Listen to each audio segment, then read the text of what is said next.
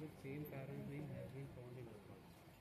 Only ఇంతవరకు Aadhaar number child or mother విడివిడిగా అయితే అప్లికేషన్ కూడా పెట్టాను.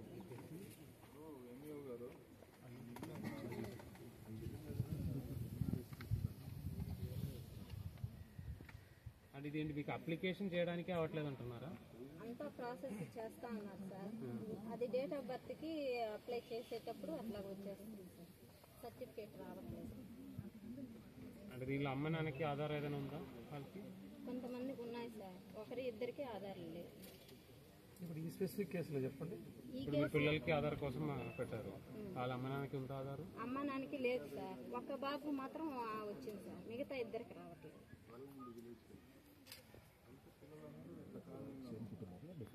Same family.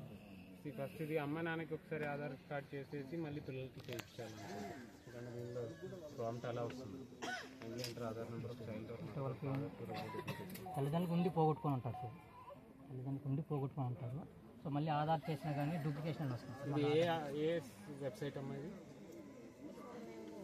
నగర పంచాయతీలో అల్లూరు.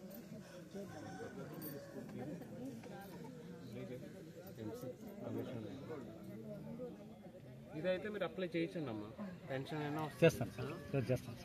అది అంటే ఏం ప్రొసీజర్ ఏంటి ఏదైనా చెప్పగలుగుతారా? ఏ ప్రొసీజర్లో చేయాలని? సార్ ముందు ఎన్ఓసి తీసుకోవాలి సార్, నాన్ అవైలబిలిటీ తీసుకోవాలి. దెన్ ఎంఆర్ఓ గారి దగ్గర రిపోర్ట్ రాసి త్రూ ఆర్డీఓ ద్వారా వస్తే సర్టిఫికేట్ ఇవ్వాలి సార్. ముందు తర్వాత సర్టిఫికేట్ ఇచ్చిన తర్వాత ముందు ఆధార్ క్రియేట్ అవుతుంది సార్, తర్వాత మనకి ఏదైనా ఎలిజిబుల్ సార్. ఆ ప్రొసీజర్ ప్రకారం చేయండి, కొద్దిగా టైం పడుతుంది కానీ చేయాల్సి తప్పదు. ఇంకా ఇంకా వేరేదైనా